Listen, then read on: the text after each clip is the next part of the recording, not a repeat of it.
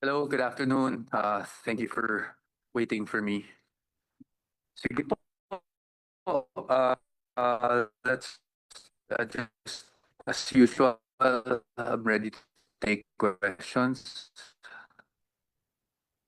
Anong expectations natin dito sa dito sa fourth day ng trial kasi sila and kanina po parang nag-confer ata ang ilang members ng defense sa prosecution kanina. Okay. First and foremost, yes, we're expecting that they will be presenting Agent Jeremy Loto, no? Because as disclosed to us last week, and we thank the prosecution for disclosing the witnesses as agreed. Si Jeremy Lotok will be testifying today. So we're just waiting, and hopefully makapag-cross-examine din kami today para makatapos na tayo ng isang witness, no, sa isang araw. This will probably have to do also with the affidavit of investigation. But again, I cannot go into the merits, but yun yung ina-expect natin at the very least. Ngayon, on the second question, kung ano yung nangyari kanina, hindi naman po nag-confer. I think we were trying to have the prosecution receive yung ano namin, no, yung comment, memorandum. If you remember, last week, na take up yung requests for issuance of subpoena to Chestecum for certain documents, no, yung bank documents, AMLAC records, and also yung BIR records, no. So we were given by the impeachment court until today. Today is the deadline to file our comment and memorandum. I think both parties. So in preparation also for the oral arguments on Wednesday. So yan lang po yung ginawa namin kanina, tinry lang ipa-receive. But I think, I'm not sure kung ngayon napa-receive na, but so far kanina bago ako umalis sa holding area, wala kasi yung authorized na mag-receive pa. So hindi pa nare-receive. But definitely we will have it received before the day ends.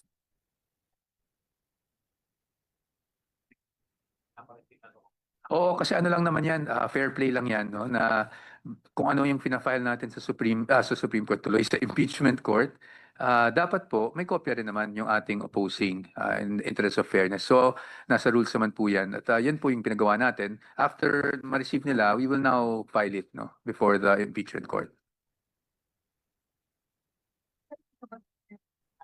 Hindi ko alam na dumating si Attorney Laika today. Sorry, I'm really not from OVP anymore. So, hindi ako privy sa mga activities ng OVP personnel or officials. Tomorrow, I think, no? At least from the disclosure that was given, today would be Agent Lotok, tomorrow would be Yusek Lopez, and I think on Wednesday will be si Miss Belio.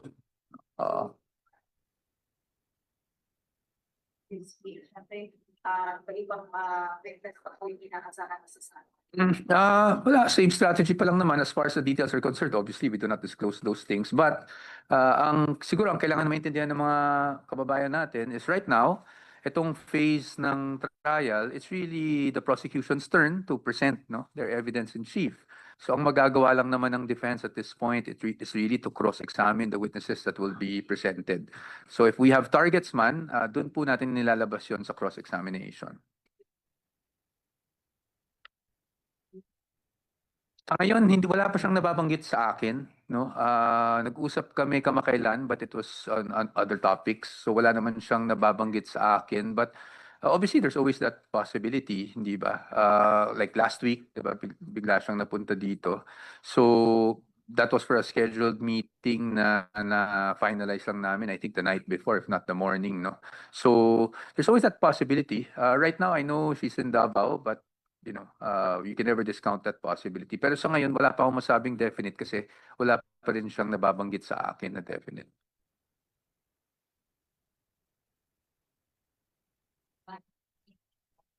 Wala rin akong, totally wala akong nababanggit. Wala pa nababanggit. So ibig sabihin nun, if she comes here, I also don't know it's only for a meeting or to attend the trial itself, no? But definitely, kung may meeting naman, malalaman ko naman. Sa ngayon, wala pa naman kaming nakaset na meeting with her as far as the defense team is concerned. But of course, I wouldn't discount the possibility kung sakaling kung dumalo siya, no, sa trial. Summary of the defense's comment on the BIR? We cannot. I understand the question, but we cannot because that will be delving into the merits already. Plus, we have oral arguments on Wednesday. So abangan na lang natin siguro doon. Doon naman lalabas lahat ng mga argumento natin. The defense team kasi has always taken the position that we do not disclose before the trial kung sino yung on deck sa amin. So, hintayin na lang natin. Total, ilang minuto na lang naman at magsisimula na. Prosecution na they're awaiting for Supreme Court filing doon sa threshold ng impeachment from lowering down from 16 to the current number of senators now to the current number of senators. So parang sinasabi ng prosecution, they are waiting for that someone to file a comment on the Supreme Court. Well, sa amin ngayon, since the position of the impeachment court is 16 votes as mandated by the Constitution, wala po tayong any comment about it. But once there is a filing and we feel the need to intervene or to file a response or a comment, we will definitely do so.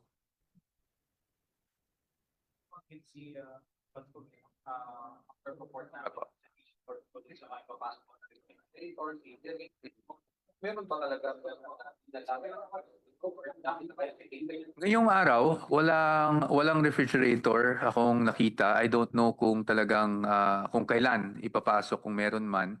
To be very, very candid with all of you, since I'm no longer with OBP and I haven't been for almost 2 years now, hindi ko kasi alam yung nangyari na meeting. Kumbaga hindi ako privy sa naging pag-uusap nila ni Secretary Bantug. Although nabasa ko naman sa news and of course to prepare for interviews, nagtanong rin ako sa staff ng OBP. I did not communicate with you, Sec Lopez, directly because mahirap we're very mindful of the fact that she will be a witness this week. So ayoko mapag-isipan ng kung ano. So what I did was I spoke to the staff just to find out ano ba yung napag-usapan. But basically yun din po yung nabanggit ni Secretary Bantug about food dito.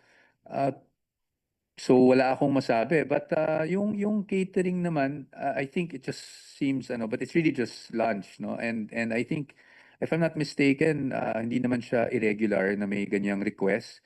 But again, I'm not the right person to ask. Probably the OBP would be the right person to ask because I'm no longer their spokesperson and hindi ko po talaga alam kung ano yung mga napag-usapan except for yung mga naging pahayag din ni Secretary Bantug sa media. Of the blood bath kasi na-mention po kanina ni Rep. Yung interpretation po nila ng blood bath is medyo violent daw po. Paano po sa inyo sa Opo. I think it's not my definition, but actually the Vice President's definition that's important. And she already said this, not just recently, but even last year, kung ano ba yung ibig niyang sabihin nung sinabi niya yung blood bath. Ang ibig sabihin niya doon ay yung sariling dugo niya, yung tataga dahil siya yung nagiging subject nitong impeachment proceeding na ito. And that was clarified further when last week pumunta siya dito na sinabi was bloodbath was actually herself.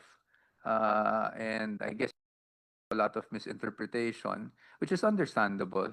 But I think the Vice President has since clarified that for the public. Bloodbath hindi para makapanakit. Definitely hindi. Wala naman pong ganyang insinuation ng Vice President.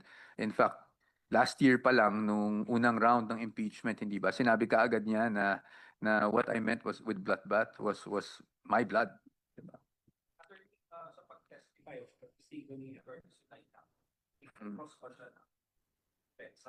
kung kinakailangan, depende, and I don't want to be vague about this, no, kasi parati ko na lang sinasabi kung kinakailangan. Pero what that means is, syempre, titingnan muna namin sa naging presentasyon ng prosecution if there are things that we would need to bring out, points that we need to clarify, to be clarified with and bring out, then we will conduct cross-examination. But it's not also unusual na there are times, instances, kung sa tingin namin wala namang masyadong napatunayan or nothing harmful was done in the direct examination, that sometimes the other party would just wave cross. No? So abangan natin tomorrow kasi kahit kami, hindi pa namin alam kung magko-cross o hindi. But definitely, titingnan muna natin kung ano yung magiging presentation sa kanya.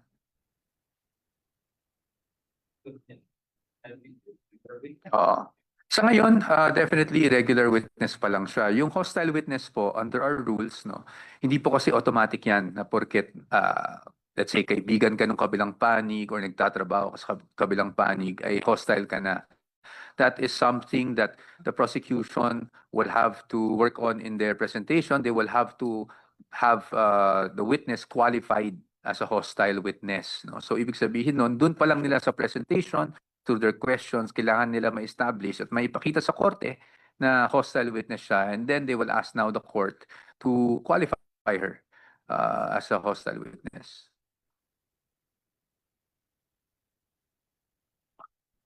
Oplan Romanov, again, I don't want to venture into the merits, so I'll just give you what was factual, what we saw in the video. No, in the video, Oplan Romanov was being referred to as alleged, and I would say alleged because I want to be very careful about this kasi wala naman akong personal knowledge dyan. It's the alleged threat against the life of the Vice President as well as her family. No, so yun yung sinasabing Oplan Romanov na batay yun, hindi ko yun opinion, hindi ko rin yung definition, batay yun dun sa naging tanong ni I think Princess Maui, if I'm not mistaken, doon sa subject Zoom press conference. But aside from that, I have no further knowledge on that, and I would not like to delve into that because wala naman akong facts na hawak-hawak ko dyan.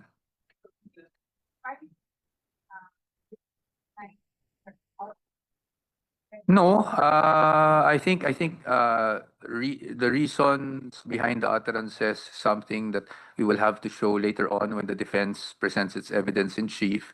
But hindi naman yan singular, no.